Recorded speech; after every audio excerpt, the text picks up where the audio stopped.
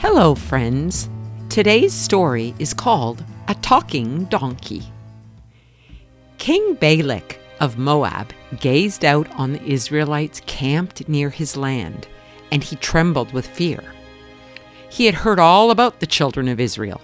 They had won many battles and defeated many enemies. Now the 12 tribes of Israel and their leader Moses were here. "Look," the king said to the elders of Midian, "there are millions of them. No wonder they defeat everyone. If they can slay fearsome giants, then they can easily steal our land." The elders of Midian agreed. "We must find a way to get rid of them before they attack us." So they came up with a silly plan to get rid of the Israelites. "There is a famous prophet named Balaam who lives in the land of Mesopotamia," said the king. "If we pay him lots of money, he will curse whomever we want so that they run away."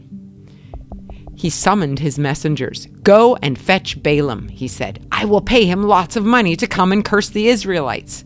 With a bag full of money, the messengers jumped on their camels and set out for the land of Mesopotamia. After a long journey through the desert, they reached the place where Balaam lived. The messengers found Balaam's house and hurried inside. "We have an important message from the king of Moab," they said.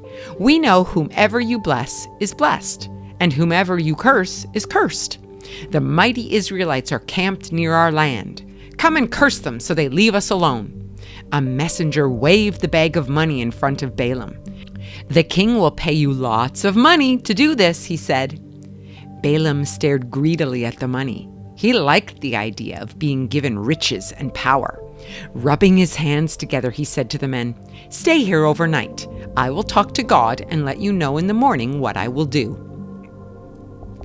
That night, while Balaam was sleeping in his bed, God spoke to him, saying, "Do not go with these men and curse the people of Israel." The next morning, Balaam spoke to the messengers. "Go back home," he said. "God will not allow me to curse the Israelites." The messengers were shocked. "The king will pay you lots of money. You will become very rich." But Balaam shook his head. "No," he said, "I can go only if God allows it." Try as they might, there was nothing the messengers could say to make Balaam change his mind. So they went home.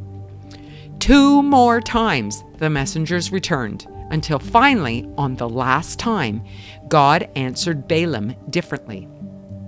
God knew what was in Balaam's heart. He knew that the prophet loved money more than obeying him. That night, while everyone was sleeping, God spoke to him, saying, "If these men ask you to go with them, get ready and go. When you reach the land of Moab, be careful to only say what I tell you to say." However, Balaam secretly had another plan in mind. Early the next morning, Balaam jumped out of bed. He loaded his donkey and set out for the land of Moab.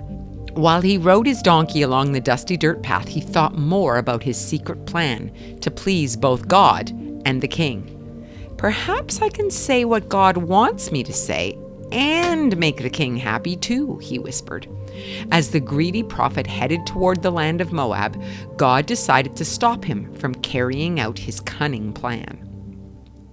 Suddenly, a magnificent angel appeared in front of Balaam and his donkey, blocking their way. Hee-haw! Hee-haw! The donkey was so afraid that her legs began to tremble. She ran off the path into a field, her long floppy ears flapping like wings. "Stop!" cried Balaam. "What are you doing?"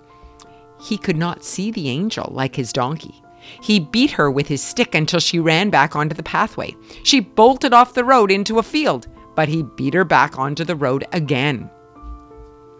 Balaam and his donkey continued along the pathway toward the land of Moab. Soon they passed between 2 vineyards with high walls. Again, the heavenly angel appeared in front of them, blocking their path. The donkey's eyes nearly popped out of her head. Lunging to one side, she crushed Balaam's foot against the wall. "Ouch! Why are you doing this?" shouted Balaam. "My foot hurts." Waving his stick above his head, he beat his donkey even harder than before.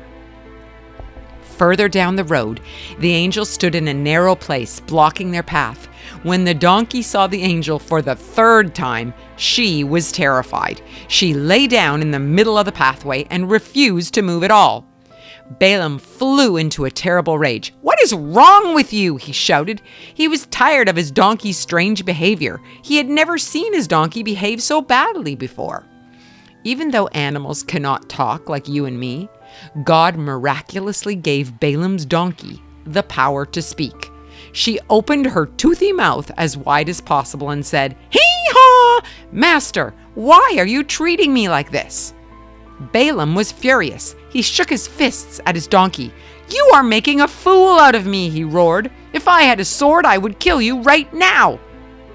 The donkey stared straight at Balaam. "You have ridden me all your life. Have I ever treated you badly?" At that very moment, the power of God opened Balaam's eyes. He looked up and gasped. Standing on the pathway was a magnificent angel. Balaam looked around anxiously. There was no way to escape. With his heart pounding in fear, he fell to the ground in front of the angel. He was too afraid to even speak one word. "Why did you beat your donkey 3 times?" the angel asked Balaam. "I came to stop you because your ways are wrong. Your donkey saw me and turned aside 3 times. If she hadn't turned, I would have taken your life and saved hers." Balaam lay on the ground in front of the angel, begging for mercy. "I have sinned. I did not know it was you standing on the pathway. If you do not want me to go to the land of Moab, I will go home." "Go to the land of Moab," said the angel, "but say only what I tell you to say."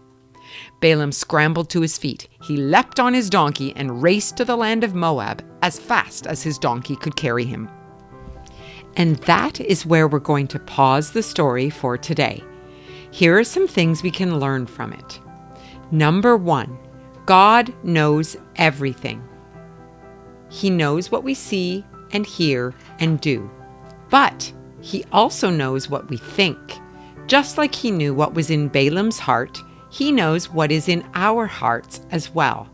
There is a word for this. We say that God is omniscient. That means all-knowing. Number 2, and God can do anything. He can even make a donkey talk. There's a word for that too. We say that God is omnipotent. That means all-powerful. Don't ever underestimate what God can do for you or for others.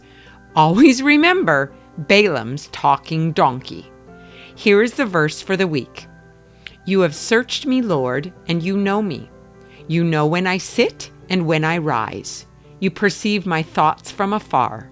You discern my going out and my lying down. You are familiar with all my ways. Before a word is on my tongue, you, Lord, know it completely." Psalm 139, verses 1 to 4.